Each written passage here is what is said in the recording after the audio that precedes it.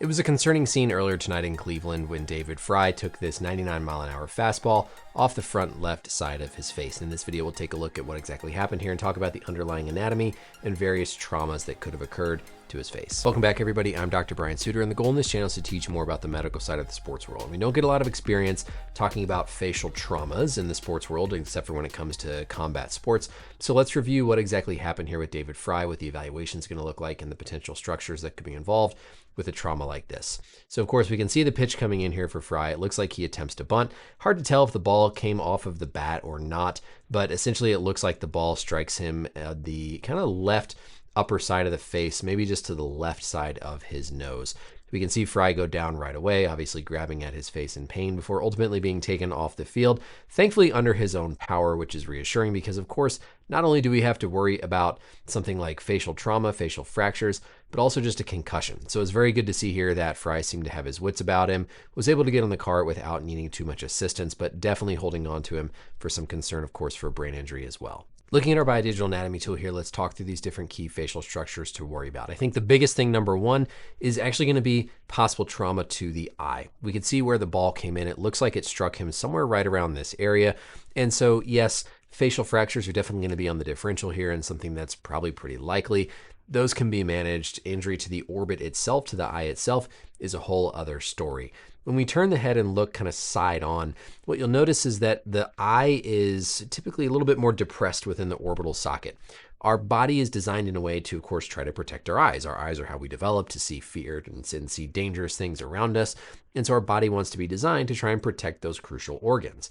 The eye sits a little bit recessed in this orbital socket, and the surrounding bones are going to be more likely to take the brunt of an impact to the front of your face than the eye directly. So if you just take your hand, put your hand on the front of your face, you can hit in the front, and you're not going to actually hit your eyeball. You're going to hit the surrounding bones of the orbit.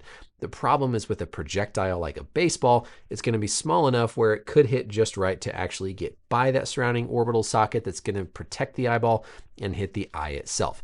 There's a wide range of different eye injuries. I will say it looked like Fry had his eyes open. There wasn't any clear orbital trauma, so hopefully he avoided it, and the facial structure did what it's supposed to do in protecting the eye. The bones that we're going to worry about here, the number one bone is going to be the maxilla. The maxilla is the upper part of the jaw that goes across from the right to the left. It's immobile, it's not moving, unlike the lower part of the jaw, which is called the mandible. This is going to be the zygomatic bone, and that's going to form this zygomatic process, that bump that you can feel on the front of your cheek. So that's your cheekbone, where that zygomatic bone meets up with the mandible. My suspicion, if we are dealing with something like a facial trauma here, is that it's going to be to this area of his face. That's again going to be designed to take the brunt of that impact compared to something like the frontal bone sitting on the top part of the orbit. And then on the backside, you're going to have things like the sphenoid bone sitting deeper, ethmoid bone on the inside.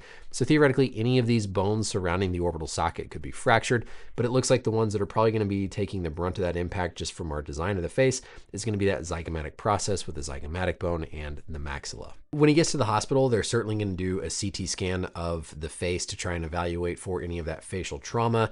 Depending on how much displacement, if there is in fact fractures, this is something that certainly could need surgery in terms of putting a plate in to help maintain the stability and structure of either the orbit or these upper jaw bones. Remember, the nose is going to be protruding in this area. The nose itself is primarily made of cartilage. So what you don't see here, of course, is the cartilage of the nose.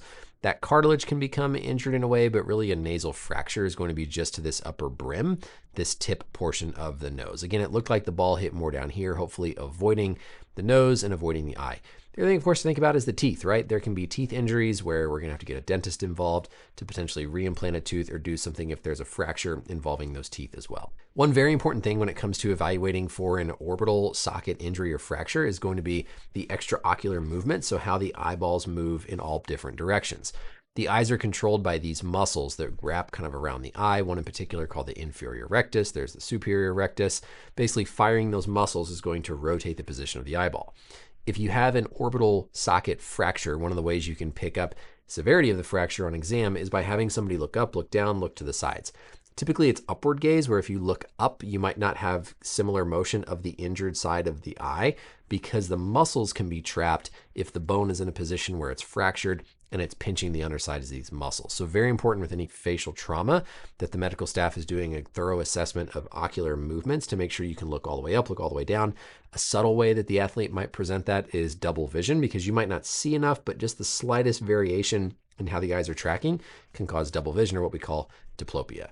So again, playing this back here and thinking about all those different structures of the face that could be involved as that ball is coming in, it's going to strike what looks to be kind of the lower left side of his face. Hopefully he's able to turn his head enough to where the brunt of that impact is being absorbed by that zygomatic process, by the facial bones, rather than hitting the eyeball itself.